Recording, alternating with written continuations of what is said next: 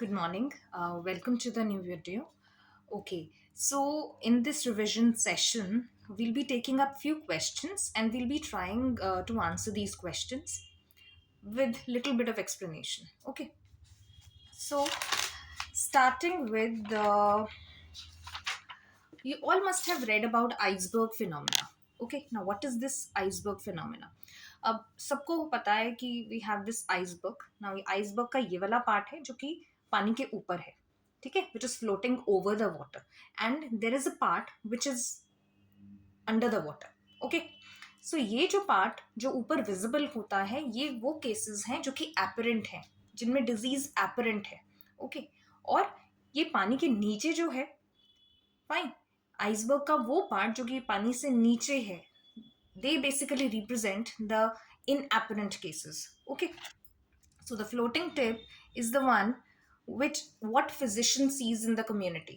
हम जो clinical cases हमारे पास आते हैं, जो हम अपनी कम्युनिटी में देखते हैं, they basically belong to this floating tip. And जो वास्ट सबमर्ज्ड पार्ट है, नीचे की तरफ जो डूबा हुआ पार्ट है, that is the hidden mass of the disease.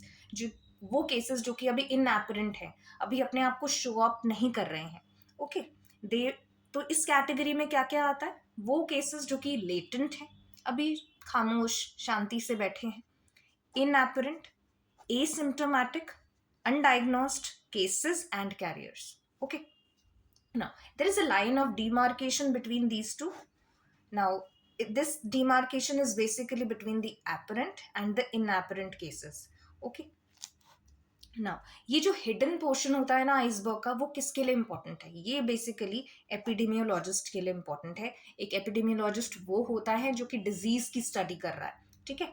तो ये जो इनएपरेंट केसेस हैं जो कि अभी अनडायग्नोस्ड हैं, लेटेंट हैं, उभर कर बाहर नहीं आए हैं, तो उनको ढूंढना is most important for epidemiologist. Okay, ना, अब इसके ऊपर जो क्वेश्चन हमसे पूछा जाता है वो ये होता है कि कौन सी ऐसी डिजीज हैं जो कि आइसबर्ग फिनोमेना को फॉलो करती हैं, ओबे करती हैं, and what are those disease जो कि आइसबर्ग फिनोमेना को फॉलो नहीं करता. ठीक है, तो इसके लिए हम पहले ये देख लेते हैं कि iceberg phenomena is not seen in.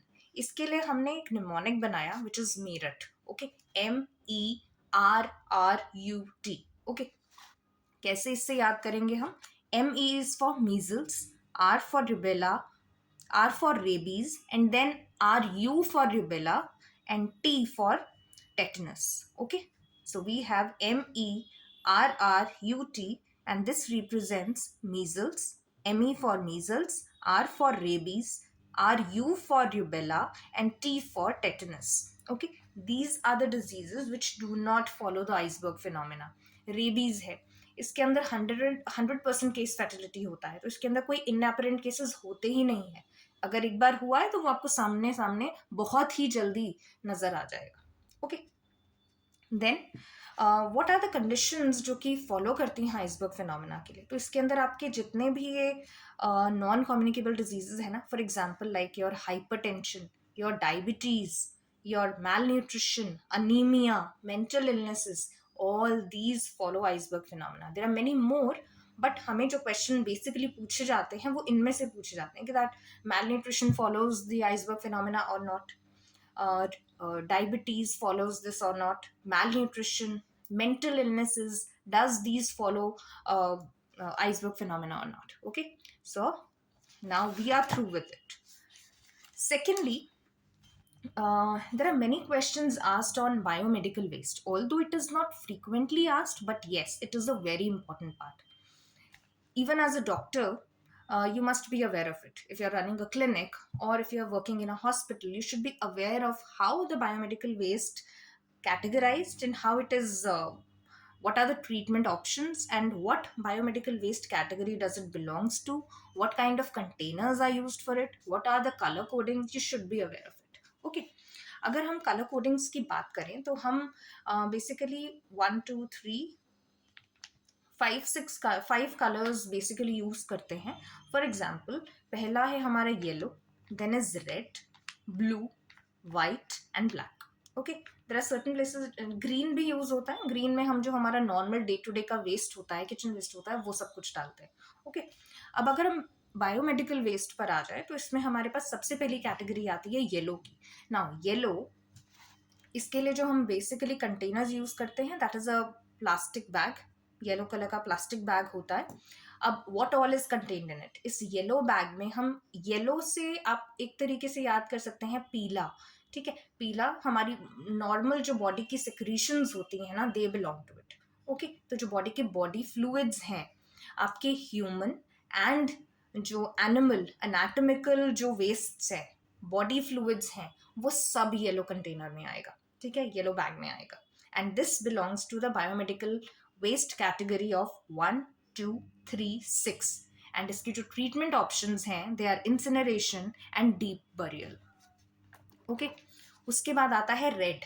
Red से समझ जाइए ब्लड, ब्लड स्टेन्ड जितनी भी हमारी चीजें होंगी, ठीक है, वो सब इसके अंदर होंगी.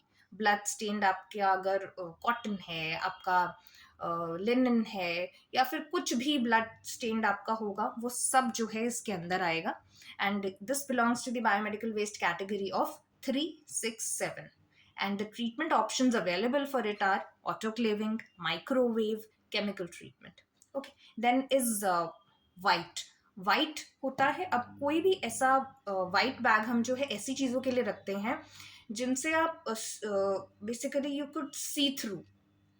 ठीक है, कि इसके अंदर क्या है. वाइट होगा तो उससे आपको ये पता चल जाता है कि हाँ सी थ्रू है and you are able to see what is inside. तो इसके अंदर बेसिकली जितने भी शार्प हमारे वेस्ट होते हैं ना, शार्प, वो हम रखते हैं वाइट बैग में. वाइट कह लो, ट्रांसलूसेंट कह लो, इस बैग में ये वाला रहता है.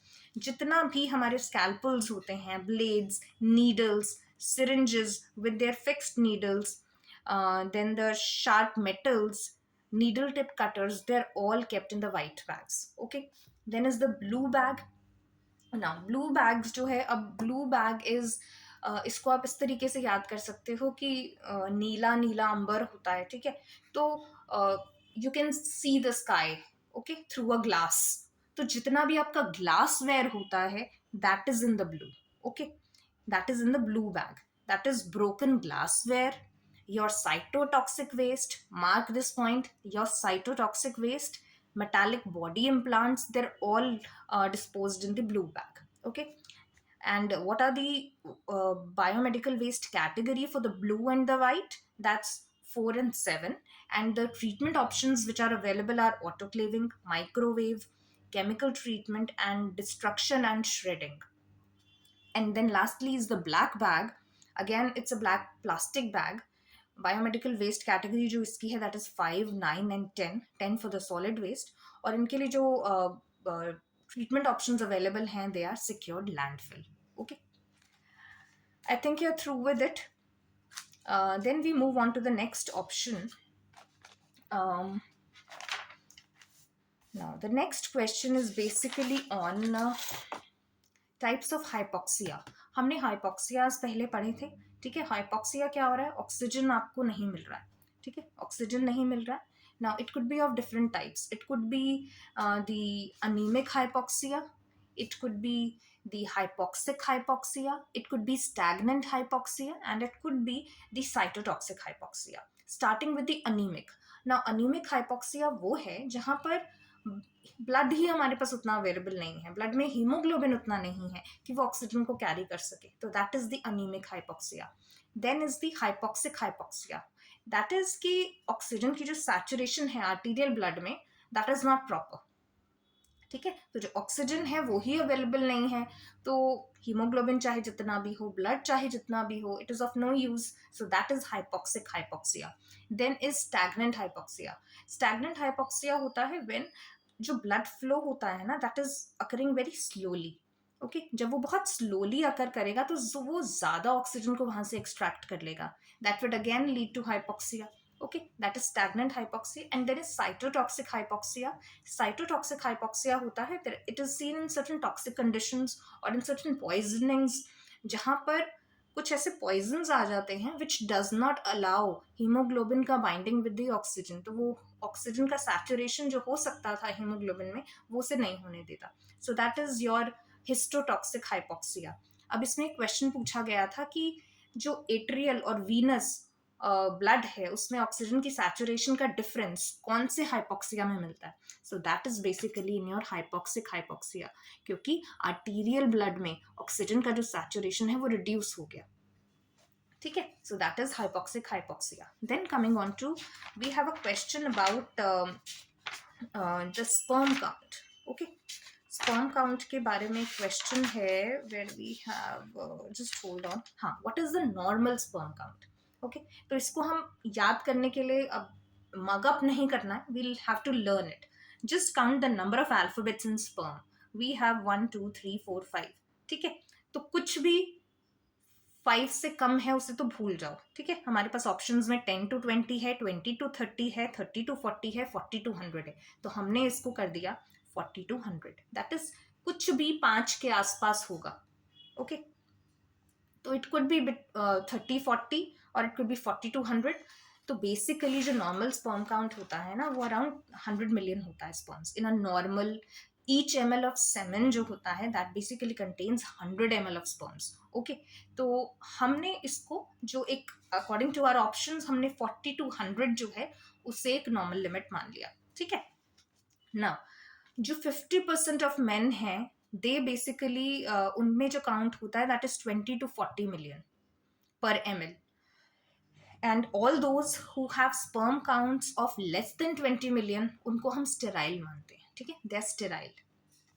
देन और एक क्वेश्चन और पूछा जाता है इसमें से ना, जो स्पर्म्स हैं they move at a speed of about 3 millimeters per minute through a female genital tract and they reach the uterine tube 30 to 60 minutes after copulation. Okay, then next question that we have is about let me just check through it. हाँ, vitamin E का most important source क्या है. ठीक है, vitamin A जो है उसका most important source जो है वो हैलिबट फिश है. ओके, हैलिबट फिश होता है, उसका लिवर ऑयल जो होता है that has the highest content of vitamin A. लेकिन हमारे पास जो अभी क्वेश्चन हमें दिया है उसके अंदर ये ऑप्शन में ही नहीं है. तो ऑप्शन में नहीं है तो वहां पर in that case we have the green leafy vegetables which come after that which have the highest content. Okay, then we have a question on, okay,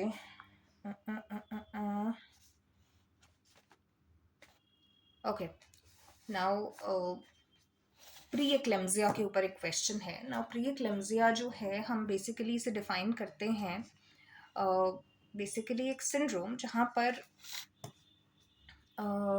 एक इंडिविजुअल में एक फीमेल में बेसिकली क्या हो रहा है कि there is a sustained rise of blood pressure to about 140/90 or more on at least 2 occasions, 4 or more hours apart beyond the 20th week of pregnancy. Okay, beyond the 20th week of 20th week of pregnancy. ठीक है, इस चीज को ध्यान में रखना है. Alright, सो अब इसमें ये क्वेश्चन पूछा जाता है, अगर एक इंडिविजुअल है, एक फीमेल है, वो सफरिंग फ्रॉम प्री एक्लेम्सिया, तो उसका सबसे पहला साइन क्या होगा. ठीक है, तो उसका सबसे पहला साइन जो होता है वो एबनॉर्मल वेट गेन होता है. ठीक है, ये पॉइंट याद रखना है. This question has been asked. Now this weight gain this probably appears even before the visible oedema. Mark this point कि जो विजिबल एडिमा आता है आपकी बॉडी में उससे भी पहले जो है एबनॉर्मल वेट गेन आ जाता है. Gain in weight of more than 5 pounds a month और more than 1 pound a week जो होता है उससे माना जाता है abnormal weight gain. Okay, then now this is a sign. Okay, now pre-eclampsia जो है वो principally एक syndrome है of signs. अभी इनिशियली ये सिंड्रोम है साइंस का, लेकिन जब सिम्टम्स अपीयर होने लगे ना तो समझ जाइए कि वो यूजुअली एक लेटर कंडीशन है, that is not the initial stage. Okay, ये प्राइमरी ग्रेविडास जो होते हैं उनमें ज़्यादा कॉमनली पाया जाता है. Okay, and it is often associated with some kind of obstetrical medical complications like multiple pregnancy, polyhydramnios, pre-existing hypertension, diabetes mellitus. And it usually appears after the 20th week, अगर ये 20th वीक से पहले आ रहा है, अगर आपके question में mentioned है एक फीमेल है who is experiencing hypertension along with proteinuria and edema in the limbs, समझ जाइए कि अगर वो बिफोर 20th वीक है, it is not your preeclampsia. Okay, it could be either it could be HMOL or it could be acute polyhydramnios. Okay, तो ये चीज़ differentiation हमें याद में रखना है. और ये चीज़ समझ जाइए कि जो इनिशियल हमारे एबनॉर्मल वेट गेन है, हाइपरटेंशन हो रहा है, इडिमा हो रहा है, ये सब साइंस है. ठीक है, ये इनिशियल साइंस हैं. अब साइंस जो आपको दिख रहे हैं, ठीक है, उसके बाद कुछ ऐसे सिम्टम्स अपेयर होने शुरू होते हैं which are part of the later stage. तो वो इनिशियल स्टेज क्रॉस हो चुकी है, ये समझ जाइए अगर सिम्टम्स आने शुरू हो जाते हैं. What are these symptoms? These are slight swelling over the ankles persisting on rising from the bed in the morning, or tightness of the ring is the early manifestation. Okay, and what are the alarming symptoms? If you have headache, disturbed sleep, diminished urinary output, epigastric pain, blurring, dim vision or blindness. Okay, ना उसके बाद एक और हमारे पास आता है question about what are the invasive procedures for the prenatal diagnosis. ठीक है, तो इसके अंदर पहले हमें तीन कंडीशंस को दो को ही याद में रखना है, which is one is the CVS, which is chorionic villus sampling, and the other one is amniocentesis. ठीक है, इसमें सबसे पहले, अब इसको कभी कभार ना हम इसे कंफ्यूज कर देते हैं कि पहले एमनियोसेंटेसिस होता है या CVS पहले होता है. ठीक है, तो उसमें याद में रख लिए कि यहाँ पर ए जो है which actually comes first is not coming first. ठीक है, it is the CVS which is coming first. हम CVS पहले करते हैं, वो initial months में होता है, and later on we have amniocentesis. Okay, तो जो हमारा CVS होता है वो होता है अगर आप ट्रांस सर्वाइकल कर रहे हो तो 10 to 13 वीक्स में. 10th वीक से पहले उसको नहीं किया जाता है. Okay, it could lead to many complications if done before that. Then जो एमनियोसेंटेसिस है वो हम यूजुअली करते हैं after the 15 weeks under the USD guidance. Okay, तो ये दो चीज़ें ध्यान में रखनी है कि हमारा CVS जो है वो 10th वीक से पहले नहीं होगा. It will occur only after the 10th week. और जो एमनियोसेंटेसिस है that will occur after the CVS, वो 10th वीक में हुआ तो ये 15 वीक के बाद. ओके, ये भी क्वेश्चन हमारा हो गया. एंड एक ओव्यूलेशन, मेंस्ट्रुएशन कब होगी, उसके लिए भी एक क्वेश्चन पूछ लिया जाता है कि will it occur 15 days after the ovulation और it will occur 14 days before the next menstruation. Okay, ovulation के लिए बेसिकली क्वेश्चन आता है कि ओव्यूलेशन जो है that occurs 15 days after the menstruation और it will occur 15 days before the next menstruation. तो इसका आंसर जो है वो बिफोर रहेगा. इसको मैं पहले भी आपको जो हमारी रेगुलर एक क्लास में जो है I have explained the whole phenomena कि जो हमारा पूरा साइकिल होता है उसके अंदर जो हमारा ये जो LH वाला पार्ट है, इट इज़ दैट पार्ट जिसका ड्यूरेशन जो होता है वो फिक्स्ड रहता है. तो अगर ड्यूरेशन चेंज होगा तो वो नेक्स्ट पार्ट का होगा. ठीक है, तो वो LH वाला जो पार्ट होता है जो कि ओव्यूलेशन से लेकर कॉर्पस ल्यूटियम के फॉर्मेशन तक का होता है, तो वहाँ वो जो पीरियड होता है वो यूजुअली फिक्स्ड होता है. ठीक है, तो वो वाला पीरियड फिक्स्ड होता है, तो दैट कैन नॉट वैरी. तो 15-14 दिन बिफोर द नेक्स्ट मेंस्ट्रुएशन जो है हमारा ओव्यूलेशन अकर करता है, that is the fixed point. Then you have another question about the incubation period of various hepatitis viruses. We have Hep A, B, C, D, E. अब इसको mug up नहीं करना है, हम इसको इस तरीके से याद करेंगे. We have hepatitis A, B, C, D, E. अब क्या है, A और D जो है उन दोनों का बहुत एक दूसरे से जो है रिलेशनशिप है, बिकॉज दोनों का ही फीको ओरल रूट होता है. दोनों का फीको ओरल रूट होता है तो हम उसको टाइम ड्यूरेशन भी एक जैसा दे देते हैं, हम उनको इंक्यूबेशन पीरियड भी एक जैसा दे देते हैं. That is 15 to 50 days. 15 to 50 days हमने दे दिया. ठीक है, which is somewhere around 2 weeks to 6 weeks.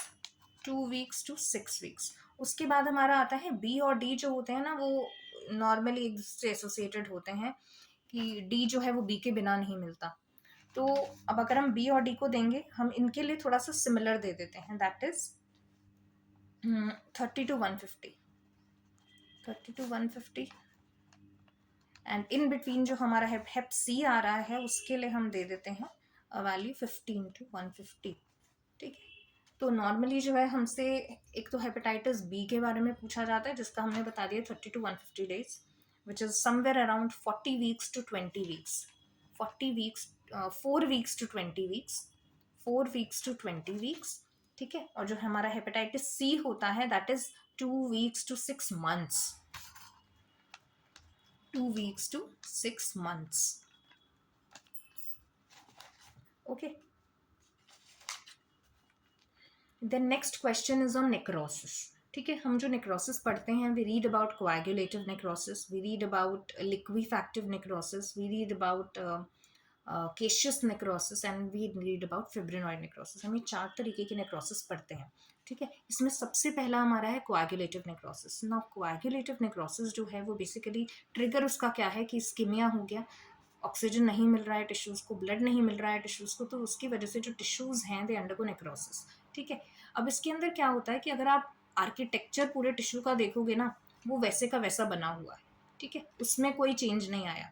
जैसे कि आप एक जो मूवीज़ में हमें भूत दिखाते हैं, भूत हमारा कैसा होता है कि एक वाइट कलर की चादर ओढ़ी होती है। ठीक है, वाइट कलर की चादर ओढ़ी होती है, तो उसके अंदर आप देखोगे तो वैसे कोई उसके आँख नाक कान आपको नहीं मिलेंगे, बट वो पूरा स्ट्रक्चर आपको एक जैसा मिलेगा। तो इसलिए यहाँ पे ना गोस्ट लाइक अपीयरेंसेस होते हैं सेल्स के, उनके अंदर के ऑर्गेनल्स जो हैं वो जैसे थे वैसे के वैसे रहते हैं, वो बाहर से पूरे नज़र आते हैं। ठीक है, अभी जो है पूरा आर्किटेक्चर बिगड़ा नहीं है। अभी सिंपली ये हुआ कि क्योंकि ऑक्सीजन नहीं था तो जो प्रोटीन्स हैं उनका ब्रेकडाउन और डीनेचुरेशन होता है और उसकी वजह से यहाँ पे नेक्रोसिस होता है। तो ये बेसिकली जितने भी हमारे सॉलिड ऑर्गन्स हैं ना उनमें हमें ज़्यादा मिलता है। फॉर एग्जांपल आपका you can take about your most commonly जो है एमआई, जो कि हार्ट के अंदर अकर करता है। ये हार्ट में आपको मिल जाएगा, किडनी में आपको मिल जाएगा, स्प्लीन में मिल जाएगा, ठीक है, लिवर में मिल जाएगा। तो और साथ में एक एक्स्ट्रा इसमें ऐड कर लीजिए थर्मल इंजरीज, थर्मल इंजरीज में भी कोएगुलेटिव नेक्रोसिस ही होता है। ठीक है, secondly we have the liquefactive necrosis. Now liquefactive necrosis में क्या हो रहा है कि अब आर्किटेक्चर टूट गया है, क्योंकि अब इस तरीके की कुछ भी इन्फेक्शंस या इन्फ्लेमेशन या इंजरीज ऑर्गन को हुआ कि उसमें से जो एंजाइम्स थे वो निकलने शुरू हुए और उन्होंने उन्हीं स्ट्रक्चर्स को डिसॉल्व करना शुरू कर दिया, ब्रेक डाउन करना शुरू कर दिया। ये मोस्ट कॉमनली आपको मिलता है ऐसे ऑर्गन्स में जहाँ पर आपके एंजाइमेटिक जूसेस वगैरह बहुत ज़्यादा होते हैं। For example pancreas. ठीक है, पैनक्रियाज में और दूसरा ब्रेन में, दीज आर 2 ऑर्गन्स जहाँ पे हमें लिक्विफैक्टिव नेक्रोसिस सबसे ज़्यादा मिलता है। ठीक है, उसके बाद आता है आपका केशियस नेक्रोसिस। केशियस नेक्रोसिस जो है, अब आप इसको देखिए, इसका मोस्ट कॉमन एग्जाम्पल तो टीबी है। टीबी के अलावा इट ऑल्सो अकर्स इन, जो हमें एक्सेप्शंस को भी ध्यान में रखना है। ठीक है, टीबी में तो केशियस नेक्रोसिस मिलता ही है, but there are another 2 conditions जहाँ पर ये मिलता है, दैट इज कॉक्सीडियोमाइकोसिस और एक दूसरा है हिस्टोप्लाज्मोसिस। ये 2 कंडीशंस हैं जहाँ पर हमें केशियस नेक्रोसिस मिलता है। ठीक है, उसके बाद हमारे पास आता है ना, अंडरस्टैंड दिस थिंग कि केशियस नेक्रोसिस जो है उसके अंदर it is a combination of coagulative and liquefactive necrosis. ठीक है, तो कोएगुलेटिव नेक्रोसिस भी है इसमें और उसके अलावा लिक्विफैक्टिव नेक्रोसिस भी है, लेकिन प्रीडोमिनेंटली केशियस कोएगुलेटिव नेक्रोसिस होता है, पार्ट ऑफ केशियस नेक्रोसिस। तो इसमें क्वेश्चन जो है आया था जिसके बारे में even I am dicey that उसमें ऑप्शंस में हमें दिया हुआ था, वी वर गिवन कि what all which is not coagulative necrosis. ठीक है, कोएगुलेटिव नेक्रोसिस कौन सा नहीं है, तो उसके अंदर एमआई गिवन था, थर्मल इंजरी गिवन था, थर्डली आपका जेंकर्स degeneration necrosis which is also a kind of आपका कोएगुलेटिव नेक्रोसिस, वो भी गिवन था, और साथ में टीबी था। अगर कुछ और ऑप्शंस होते तो वी कुड हैव कंसिडर्ड कि भाई टीबी तो केशियस नेक्रोसिस होता है, लेकिन आपको यहाँ पर एक चीज़ को ध्यान में रखना है कि केशियस नेक्रोसिस भी तो कोएगुलेटिव और लिक्विफैक्टिव से ही बना है, और वो भी प्रीडोमिनेंटली कोएगुलेटिव से। तो हम एक तरीके से टीबी को भी कंसिडर कर सकते हैं उसके अंदर, बट जेंकर्स डीजनरेशन जो है वो भी एक तरीके का जो है कोएगुलेटिव नेक्रोसिस ही है। ठीक है, कोएगुलेटिव नेक्रोसिस है, जिसमें बेसिकली क्या हो रहा है कि ये टाइफाइड में आकर करता है। टाइफाइड इज अ कंडीशन जो कि रिलेटेड आपकी गैस्ट्रोइंटेस्टाइनल सिस्टम से है, ठीक है, लेकिन यहाँ पर जो डीजनरेशन हो रहा है वो बोन में हो रहा है, ठीक है। तो ये भी एक कोएगुलेटिव नेक्रोसिस है। तो इसके अंदर कौन से क्वेश्चन को एक्चुअली मार्क किया जाए, please do answer in the comments box if you have an answer for this. Okay. And then we have another condition of hypercalcemia. Hypercalcemia में कौन कौन से conditions में मिलेगा? अगर हम primary condition देखें, what are the causes of primary hypercalcemia, तो उसके अंदर एक तो आएगा कि ऐसी conditions जहाँ पर parathyroid hormone either normal है या फिर elevated है, ठीक है। तो ऐसी कंडीशंस में क्या होगा, फॉर एग्जाम्पल आपका primary and tertiary hyper parathyroidism, ठीक है, और the lithium induced hyperparathyroidism. Lithium also induces hyperparathyroidism. Familial hypocalciuric hypercalcemia. ये 3 कंडीशंस हैं जहां पर आपको हाइपरकैल्सीमिया मिलेगा with either normal levels of PTH और elevated levels of PTH. PTH क्या करता है? पैराथायरॉइड हार्मोन जो है वो बेसिकली एक तरीके से पैराशूट का काम करता है, जो कि आपकी बोन्स में से कैल्शियम को निकाल के ब्लड में ले आता है और उसे पैराशूट मतलब राइज कर देता है कैल्शियम के लेवल्स को in the blood. Okay, then दूसरा कंडीशन आता है जहां पर हमें हाइपर कैल्सीमिया मिल रहा है लेकिन उसके साथ में लो पीटीएच लेवल्स हैं, ठीक है। तो ये आपको मिलेगा, ये इंपॉर्टेंट है याद रखना, क्योंकि हमें वो तो प्राइमरी कंडीशंस तो हमें याद रह जाती हैं कि भाई प्राइमरी और टर्शरी हाइपर पैराथायरॉयडिज्म होगा तो कैल्शियम लेवल्स बढ़ेंगे या फिर किसी ठीक है।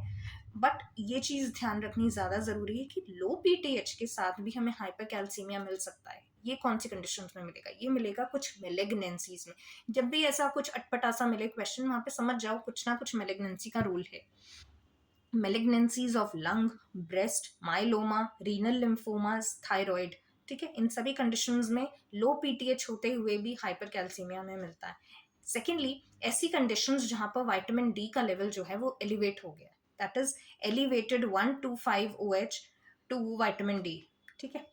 तो ऐसी कौन सी कंडीशंस है जहाँ पे विटामिन डी रेज हो जाएगा? That could be because of vitamin D intoxication. Okay, उसके अलावा यहाँ पे ना सार्कोइडोसिस दिया हुआ है ऑप्शंस में। व्हाई? सार्कोइडोसिस से कैसे विटामिन डी बढ़ रहा है?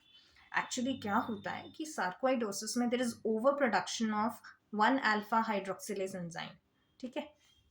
This is responsible for increased calcium absorption, क्योंकि विटामिन डी बढ़ जाता है तो इंक्रीज्ड कैल्शियम की एब्जॉर्प्शन होती है and that leads to hypercalcemia in sarcoidosis. Okay, उसके बाद नेक्स्ट क्वेश्चन जो हमारे पास आता है, we have a question about what all tumours regress spontaneously. इसको थोड़ा सा याद रखना होगा कि न्यूरोब्लास्टोमा, सारे omas, retinoblastoma, melanomas, neuroblastomas, retinoblastomas, melanomas, these are the tumors which regress spontaneously. Okay, then you have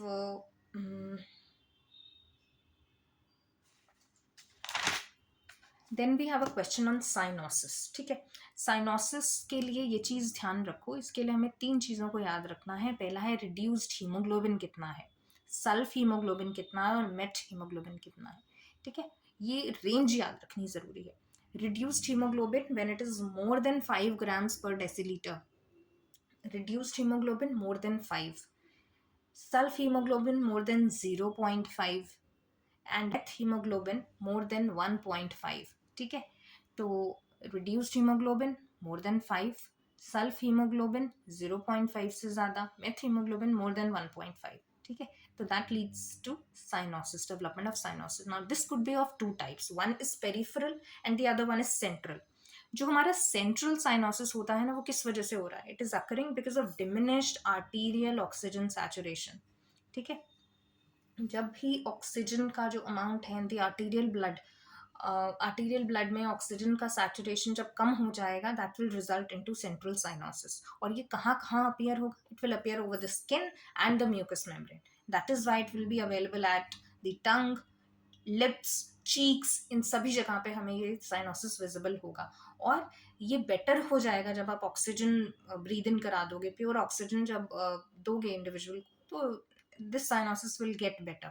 okay, all though ये heat देने से ये बेटर नहीं होगा. On the other hand we have a peripheral cyanosis, जो कि हम लोगों को, काफ़ी लोगों को जो है ये एक्सपीरियंस होता है सर्दियों के दौरान.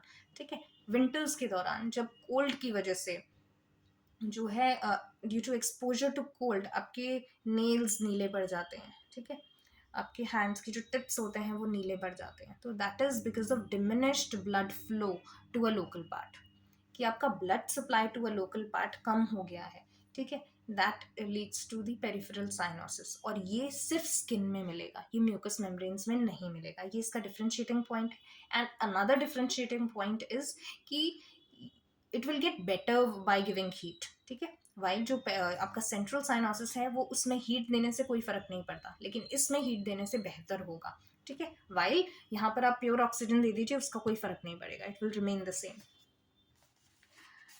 Then we have certain conditions, like uh, uh, we read about हमने जो उसमें पढ़ा था, this thing, sorry, let me just recall this thing once again. Zenker's degeneration. Zenker's degeneration में मैं थोड़ा सा यहाँ पे जो है अपने आप को करेक्ट करना चाहूँगी कि हमने इसके अंदर पढ़ा था कि Zenker's degeneration जो है वो टाइफॉइड है. टाइफॉइड में आपका जो है GIT इन्वॉल्व है. ठीक है, लेकिन यहाँ पर जो नेक्रोसिस हो रहा है that is occurring in the rectus abdominis muscle. ठीक है, in typhoid fever. Okay, this is a kind of coagulative necrosis. Hyaline degeneration हो रहा है वॉलेंट्री मसल्स का. ठीक है, वॉलेंट्री जो आपकी एब्डोमिनल मसल्स हैं उनके अंदर there is hyaline degeneration. Then we have what are the neurotransmitters which are found in various conditions. अब इसके अंदर आपको जो तीन बेसिकली याद रखने हैं, दैट इज अगर हम पार्किंसंस के बारे में पढ़ते हैं, पार्किंसोनिज्म, उसके हम पार्किंसंस डिजीज, उसके अंदर आपको ध्यान में रखना है डोपामीन. ठीक है, then you have Alzheimer's. Alzheimer's के लिए आपको याद में रखना है acetylcholine. And the other one is epilepsy, जिसके अंदर हमें गाबा को याद करना है, GABA. Okay, and then we have a question on spleen. जो मोस्ट कॉमन ऑर्गन है, जो कि कोई भी एब्डोमिनल इंजरी आपको होती है, स्टैब इंजरी है कुछ में, तो उसमें सबसे पहले जो इफेक्ट होता है that is spleen. Okay, that is spleen.